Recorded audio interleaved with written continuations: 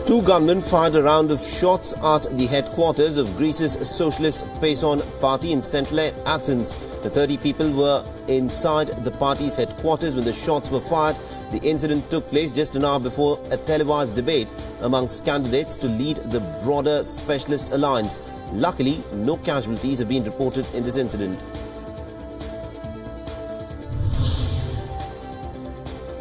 British Prime Minister Theresa May and other party leaders have agreed to introduce new safeguards for those working in Parliament to try to contain a growing sexual harassment scandal.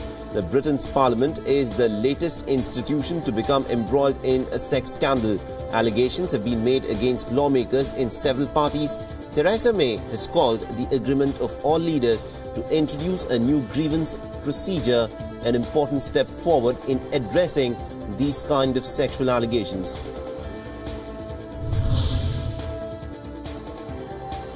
At least 5 African migrants have died and more are reported to be missing off the western Libyan coast after a boat carrying about 140 people capsized. The migrants' rubber boat overturned some 50 kilometers off the Libyan coast. A video from a Libyan Coast Guard has shown as to how during the rescue operation some migrants tried jumping off the Libyan patrol boat which had rescued them to reach a ship of Sea Watch.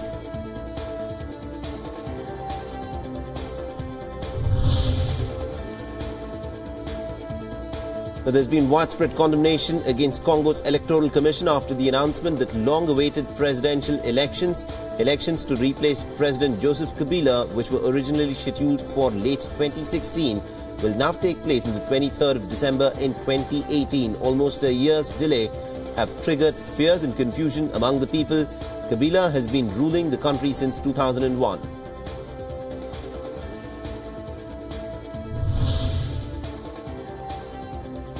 A former lawmaker has filed a petition at Kenya's Supreme Court challenging President Uhuru Kenyatta's victory in re-elections last month.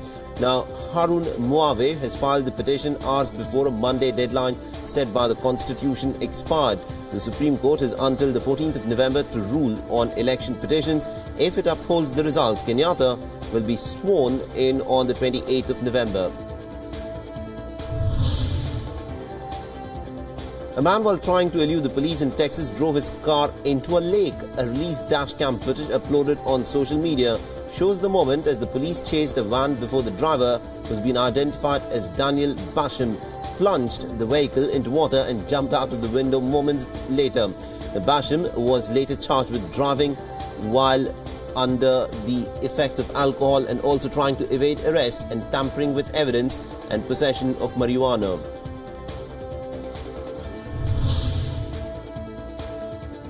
A special tribute was held for the victims of last week's New York terror attack. Argentina's President Mauricio Macri, his wife and the parents of one of the victims laid white flowers tied with a blue ribbon, the Argentinian colors, and also paid tribute to the victims. Macri has said that he'll fight terrorism but with love. Macri has also indicated that such tragedies unite the people of goodwill around the world, and he stressed on the importance of nations working together to thwart the danger of terrorism.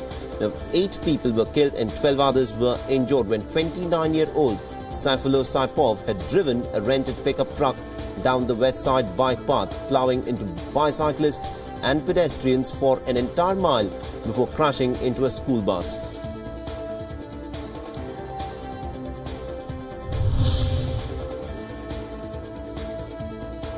Now, the United States missions in Turkey have partially resumed processing visa applications. The move came almost a month after the US missions in Turkey had suspended all non-immigrant visa services following Turkey's arrest of a US consulate employee. Within hours of the US suspension, Turkey has said that it was implementing reciprocal measures as US resumes visa applications. The Turkish government sources have said that Ankara could in fact follow suit in the first step to ease a diplomatic crisis between the two allies.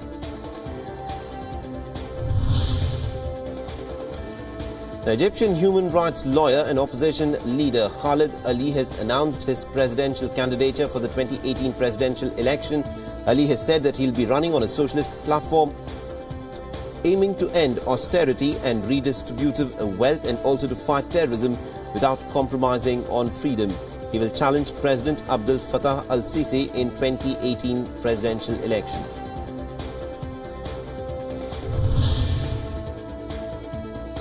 A Siberian tiger called Typhoon attacked a female zookeeper in Kaliningrad when she came into enclosure to feed the animal.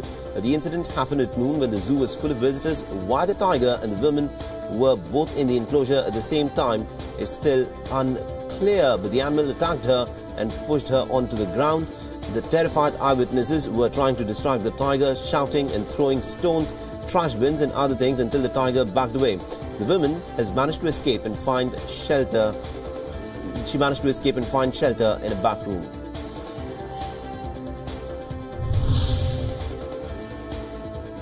Now, Sony Pictures have withdrawn all the money in the world. Movie starring Kevin Spacey from a Los Angeles film festival following sexual misconduct allegations against the actor. In a statement, Sony's TriStar Pictures unit has said, and I quote, "Given the current allegations surrounding one of its actors and out of respect for those impacted, it would be inappropriate to celebrate at a gala event this picture at a difficult time." Quote-unquote, the film was due to have its world premiere at the American Film Institute's annual festival in Los Angeles on the 16th of November. The company, though, has said that it was going ahead with a planned US release in December.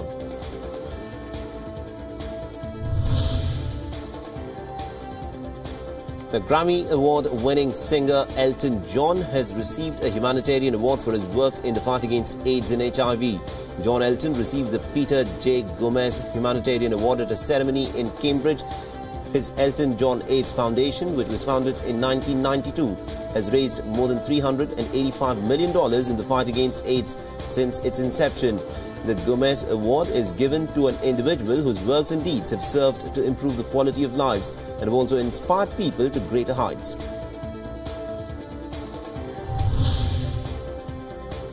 Now, Hotel Harris Paris Hilton visited a Mexico City earthquake shelter on Monday.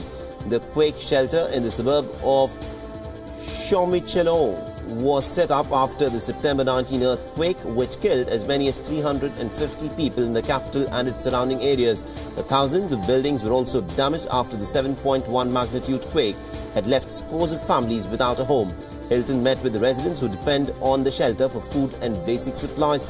The Mexican government has pledged millions in terms of rebuilding the houses and also helping families. The figures such as Typhoon Carlos, Slim and Hilton have pledged their support for the reconstruction.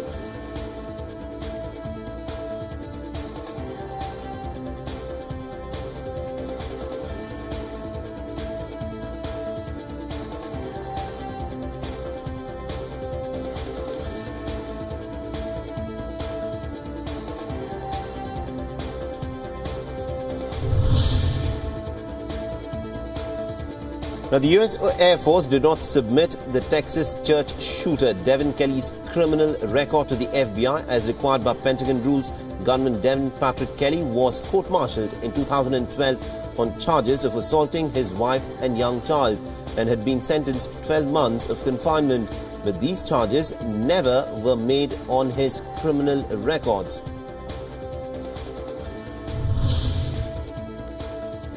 According to a U.S. sporting goods company, Texas shooter Devin Patrick Kelly had bought 2 firearms from the shop operated by the company in 2016 and 17 after being approved in background checks. In a statement, the sporting goods company has said that both sales were approved by the National Instant Criminal Background Check System. "We are cooperating with the police enforcement as they investigate the matter further," is what has been said by the company where the Texas shooter had bought his firearms. United States Secret Service have arrested a Dallas man who traveled to Washington, D.C. with the motive of killing all white policemen. The Michael Arega has been arrested without incident after it was reported that he had come to the national capital to kill all police officers who happened to be white. According to the Secret Service officials, Arega was taken to the Metropolitan Police Department and arrested on charges which are pending against him.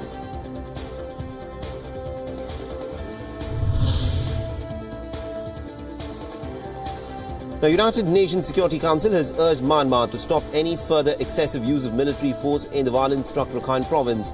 Myanmar has been on the peak of global criticism due to its treatment of the Rohingyas after some Rohingya militants had attacked the police posts in the month of August. It has forced more than 600,000 Rohingyas to flee to neighbouring Bangladesh. The United Nations has termed the violence as a textbook example of ethnic cleansing, but Myanmar, for its part, has denied the allegation.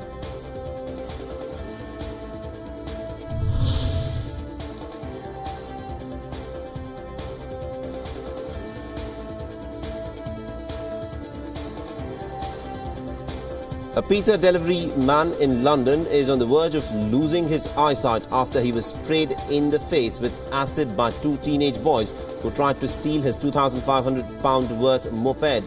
The 32-year-old Mohammad Naushad Kamal had just dropped off a pizza in the Waltenham when two teenagers approached him demanding keys to his scooter. When Kamal refused, he was suddenly drenched with acid on his face, and just about 30 minutes later, the same teenagers reportedly have carried out almost an identical acid attack in Tottenham, less than 2 miles away. The police have arrested one 14-year-old boy in relation to the bodily harm attack.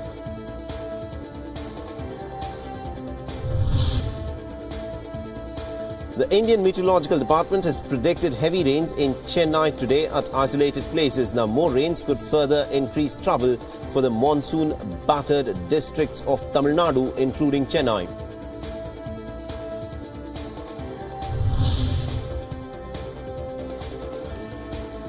The private medical care is likely to be affected in Karnataka as doctors plan to up the ante against the state government on the issue of proposed amendment to the Karnataka Private Medical Establishments Act. Indian Medical Association has announced the launch of a relay hunger strike as the doctors embark on the Go to Belagavi protest march on the 13th of November, the first day of the Karnataka State Legislature's winter session.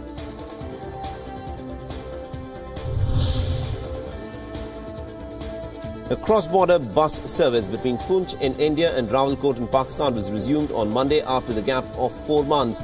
The bus service was suspended 4 months before due to heavy ceasefire violations on LOC near the Chakanda-Bagh border. But after a meeting between the authorities of both sides, the bus service was resumed.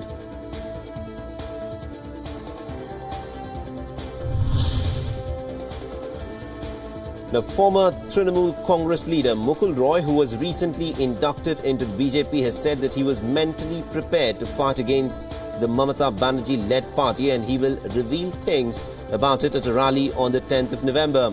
The Roy, who was given a grand reception by the BJP workers and supporters at Kolkata Airport, had made the remarks at the state BJP headquarters. The BJP State Unit President Dilip Ghosh has greeted Roy with a party flag and flowers. Ghosh said that Roy has joined the BJP to breathe fresh air and also has finally come to a sea from a pond. Now, India on Monday sought cooperation from Britain for extradition of 13 fugitives, including Vijay Mallya and Lalit Modi, and also asked it to not allow its territory to be used by Kashmiri and Khalistani separatists. Now, these issues were strongly raised by the Minister of State for Home Kiran Rijiju with British Minister of State for Immigration Brandon Lewis at a bilateral meeting. Rijiju has pressed for cooperation from Britain in extradition of 13 individuals, including Liquor Baron Vijay Mallya, former IPL honcho Lalit Modi and cricket bookie Sanjeev Kapoor.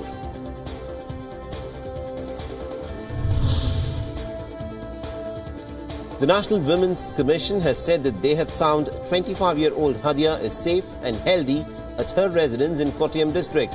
The Rights Commission assertion was contrary to allegations of rights activists across the state that Hadia was being subjected to harassment at her house by her parents.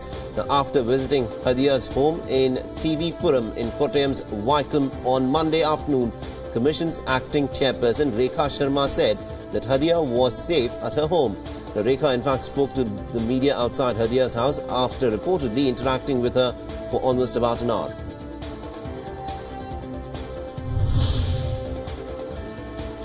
Kerala Chief Minister Pinarayi Vijayan has said that the state government will not discard any development projects or succumb to threats from anti-development forces. Speaking at the passing out parade of firemen at the Kerala Fire and Rescue Services Academy, the Chief Minister also said that these development schemes were vital for the state's growth. Vijayan's remarks come in the backdrop of a major protest against the Gale pipeline in Mukkam and other affected areas, which turned violent last week and also forced the government to hold an all-party meeting on Monday.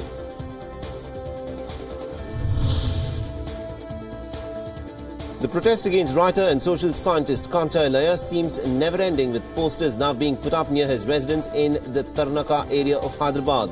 The posters were put up at various locations, including the gate of the writer's apartment, Osmania University. Police also visited the spot after learning about the incident and are now checking the CCTV footage nearby to identify the miscreants who might have put out the posters.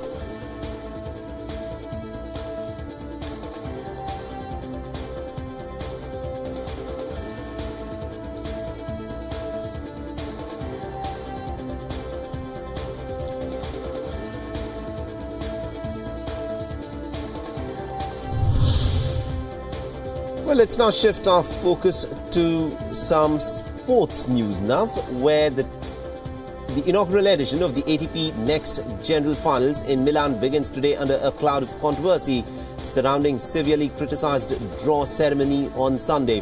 Now, the 8 participating players in the tournament were required to pick a female model, who then suggestively revealed the players' group by uncovering a part of her body where the letter A or B was hidden. The ATP has had to issue an apology after Sunday's ceremony drew flack for sexism and blatantly objectifying women.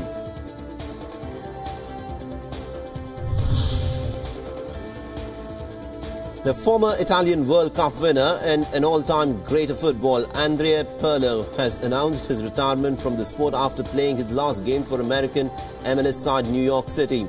Aside from his 2006 World Cup triumph with the Azzurri, Pirlo had won 6 Italian league titles in his time with AC Milan and also with Juventus, and he'd also won 2 Champions League crowns with AC Milan.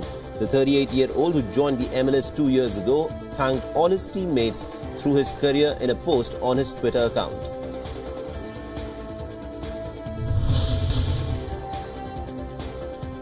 Well, to some hockey news now. The Indian women's team has broken into the top 10 of the FIH World Rankings following their Asia Cup title triumph in Japan. The Indian women, who edged China in Sunday's final to win their maiden Asia Cup crown in 13 years, have climbed 2 spots as a result of their victory, moving from the 10th to 12th to the 10th position. Their male counterparts, meanwhile, have maintained their position of 6th in the FIH men's rankings.